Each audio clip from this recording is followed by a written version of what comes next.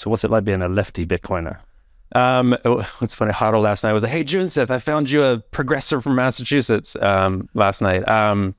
Well, I think it's getting easier. I've connected a lot with Jason Meyer for sure. Jason's great. Yeah, I looked back at his show and I'm like, I don't want a repeat of that show, but there's so many things where I'm just like, hey, just go check out that show that he did, because that's a lot of the ways I feel about this divide. And I think the past year on your show, but in Bitcoin in general, has shown people Bitcoin is for everyone. But there's so many things I could say about it, because America, too, what I tell people, and you've said this a lot, like everything in America is left, right. I'll give you a good example. That train wreck that happened recently in Ohio with the chemicals, that's left, right in the United States. So what's the left argument? What's the right argument? Well, no, the left argument is basically saying the right is, there's a lot of like conspiracy theory on the right about this. And the right is saying the left doesn't care, this happened. The reality is that's a crazy thing that happened. Can we just report on it? Yeah, it doesn't help. Then there's another derailment a few days later. Exactly. So again, it's one of those things where if the right's saying it, the left's like, what's going to be our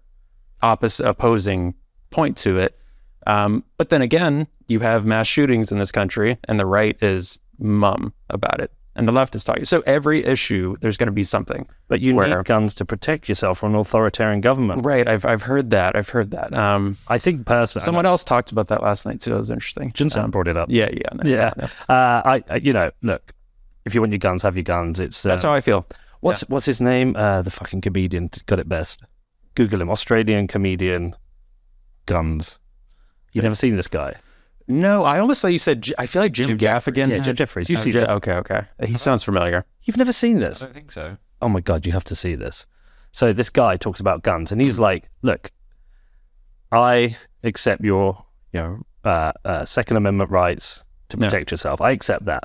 He says, but what I don't accept is lies and bullshit. There's one reason and one reason only to own a gun. And he says, because you fucking love guns. Yeah, I would agree with that. That's what it is. Yeah. And like all this bullshit they use to mask or justify little kids getting shot in schools. Yeah. I just find it repugnant. Just stop lying. Yep. This is bullshit. Yep. And so someone on Twitter, people can look up the tweet, posted yesterday.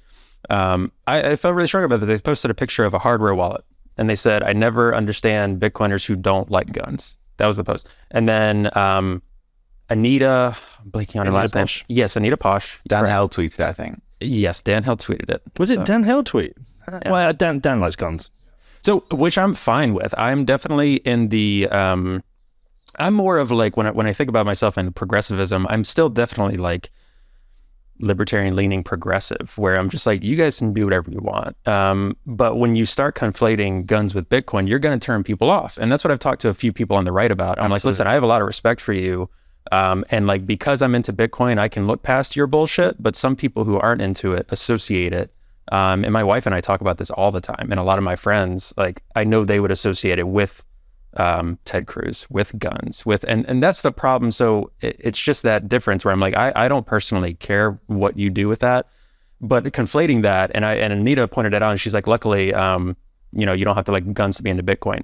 And I commented, and I was just like, thank you for saying that. And then there was a lot of like shit posting after that. A lot of people were like, oh yeah, that's great. Bitcoin's for everyone. And I've met most people, even those that are on the right, that are getting around to understanding. People that used to shit post like that a lot are getting around to understanding Bitcoin is for everyone. And I've seen that message shifting. But real quick before we lose the thought, back to like what's it like being a progressive in Bitcoin. So, and I got into Bitcoin in like 2021, like early 2021, and listening to like honestly Willie, Alex Gladstein, couple of your first shows with them had me see that Bitcoin is like, okay, this global thing. Yeah. And so that allowed me to get into Bitcoin. And then I researched it on my own, kind of ignoring Twitter for a bit, just reading books.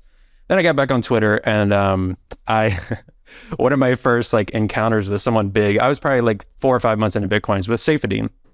And if this had happened my first day into Bitcoin, I mean, I still would have been into Bitcoin, but for some people that could be a real turnoff. He was posting about like classic, like steaks, meats, carnivore diet, whatever. And I was like, oh, I'm a vegan. How do you feel about that? Whatever. And I wasn't even shit posting. I forgot what it was, but he like was like, oh, I'm sorry, you're malnourished. And like really dug in deep. And I was like, holy shit, like that was pretty dark. That was pretty aggressive. Like this dude doesn't know my diet. I don't know his. Like I'm not saying that you can be a healthy carnivore, whatever. And then he immediately blocked me. And I'm like, dude, I have like 300 followers on Twitter. That is pathetic. Like it was so funny. I'm still blocked to this day by him, but I love the Bitcoin Standard. Like I still would recommend that book to people. It's just so funny but that was a couple of years ago. I do think the tide's turning. I really do. Well, the vegan thing makes me laugh. The healthiest I've ever been was when I was a vegan. Yeah, I've heard you say that. Yeah, I was in great shape. I felt good, slept well, my skin was good. I was running fast. Yeah. I got my 10K down to 47 minutes. Wow. And I used to be a 1 hour 10K guy. Yeah. And then I got my 5K down to 22 minutes, I think. Mm-hmm. Like I was fast, I was light, I felt great. My only problem with it is I feel like the only way to be a healthy vegan is you have to prep your meals. You have to be very good at that.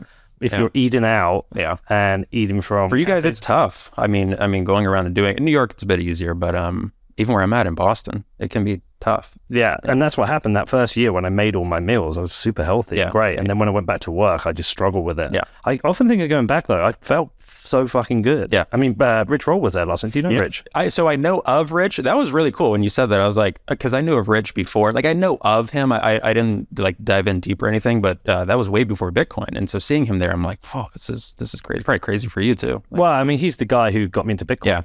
So Bitcoin's got me into podcasting and like he's been a bit of a mentor and a good friend. And it was just this lucky coincidence. He was in town, so he came out, and it's quite funny because those two worlds conversion of Bitcoin and Rich Roll have really freaked some people out. They're like, how did that happen? Yeah. But the vegan thing, I mean, look Safety is going to block and shout it for sure. For all kinds of reasons for people who disagree with him. That's his fine. That's his shtick. But the progressive thing is important, and there's like an alignment with that why it is that Bitcoin adoption and understanding awareness is going to grow and scale quicker than a core ideology of no seed oils, carnivore, guns. And so we recognize that. Me and Danny talked about it a lot last year. We were like, this is growing quick. Yeah. And the most important thing for conservative Bitcoiners is that they embrace progressive Bitcoiners. Yeah. Or they embrace progressives and teach them about Bitcoin. Yeah. And you have a united front on this one issue. Yep. Because if you don't, all you're going to do is bring regulation and threats to Bitcoin. Yep. And so the most important thing, like I said, Jason Meyer's book is the most important book written for conservatives. Yeah. And so we embrace it. I think it's been great. I think sadly, because there's been a lot of weird shit, especially like you see a lot of it on that Libs of TikTok. There's a lot of weird stuff that happens on the left. People assume everyone who's a progressive is on that super weird end. Yeah. Which is not, and I find that's like conflating the white nationalists with everyone on the right. Yeah. Gotta forget these fucking crazy people and just listen to the real conversations that people happen about these policies and ideas. Yeah. And I'm equally, well, it depends on the issue, equally critical of the left for sure, because I'm like, you guys, especially during COVID, I was like, you're being fucking annoying.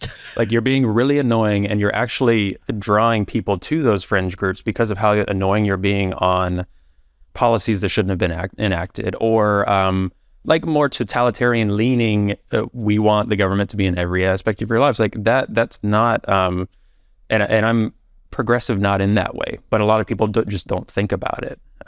So I'm definitely equally critical of that, and it is annoying, but I'd say on the right, and I think a lot of Bitcoiners, the Bitcoin OGs and the people I really respect in the Bitcoin community who are on the right, when I've talked to them, when I've interacted with them or messaged them or spoke to some of them last night, they're great people. And they're like, dude, Bitcoin's for everyone. Like that's our core belief. The others are just clickbaity and loud, and they actually don't matter to Bitcoin. Some of them, I think, I try to remind people like, hey, when I show something like this to my normal friends, they're like, you guys are fucking crazy. Like, I'm like, gotta remember, in your echo chamber, it sounds like, oh, we all get it. But to a normal person, they're like, what does that even mean? What are you talking about?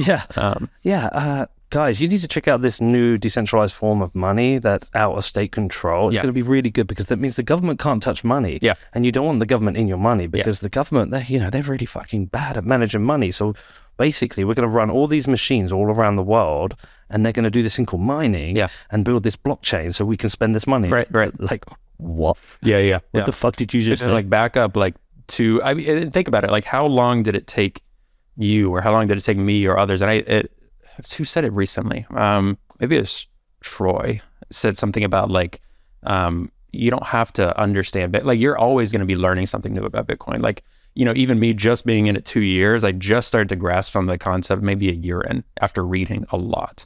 And I think that's how you have to approach people. But I also, last night I was talking to someone and also said, like, everyone has their role in Bitcoin. You're going to have the people that need to talk to government officials. You're going to need the people that are like, no, screw this. Like, we hate the government. We're anarchists. You're going to need the liberals. You're going to need the people on the right. You need every type of person using their specific gifts and focus. You don't need everyone to think that we need to ally with the government for Bitcoin. That would probably be bad.